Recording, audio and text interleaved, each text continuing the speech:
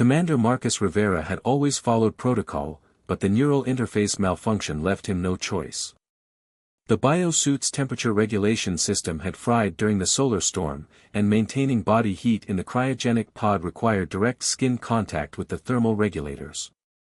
He stripped down and activated the emergency hibernation sequence, trusting the automated systems to maintain his life signs during the 3-month journey to Europa Station.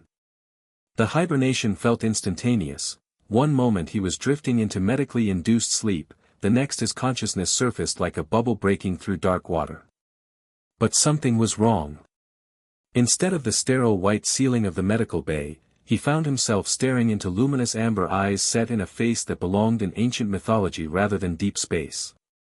She was perched above him, her form ethereal yet undeniably present.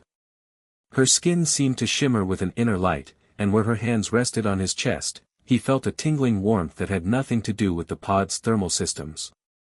She wasn't human, that much was immediately clear. Her proportions were too perfect, her movements too fluid, as if she existed in a dimension where physics bent to accommodate beauty.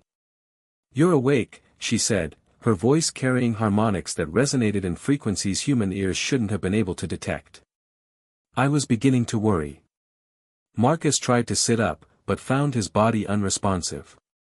Not paralyzed, he could feel everything with startling clarity, but held by some invisible force that seemed to emanate from her touch.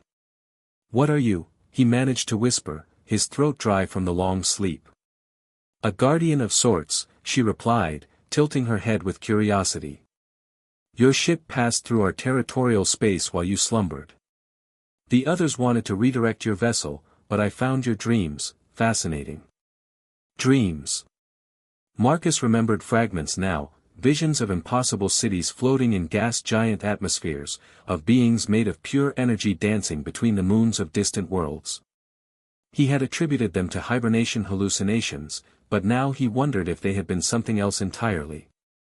"Your species sleeps so vulnerably," she continued, her fingers tracing patterns on his skin that left trails of phosphorescent light.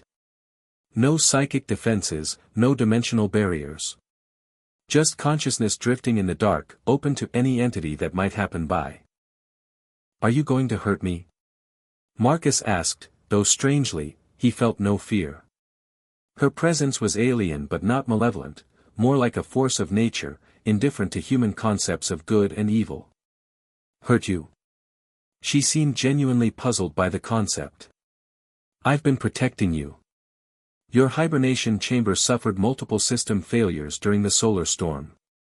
Without my intervention, you would have died 17 days ago." Marcus felt a chill that had nothing to do with the pod's temperature. The automated logs would show everything normal, they always did when beings like her were involved.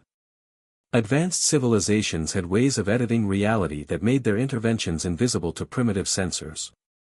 "What do you want in return?" he asked, because in his experience, nothing in the universe was free. She smiled, an expression that was both utterly human and completely otherworldly. "You've already given it to me.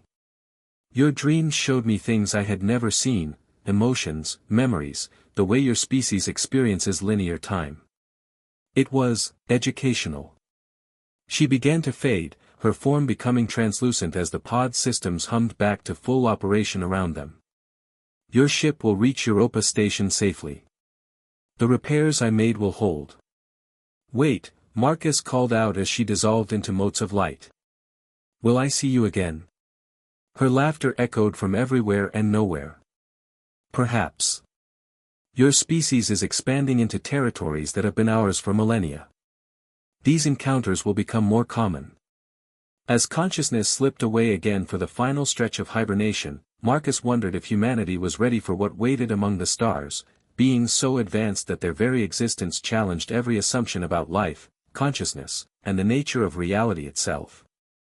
The pod sealed with a soft hiss, and Marcus drifted back into dreams filled with amber eyes and impossible cities, unaware that he carried within his neural pathways a gift that would forever change his perception of what it meant to be human in an infinite cosmos.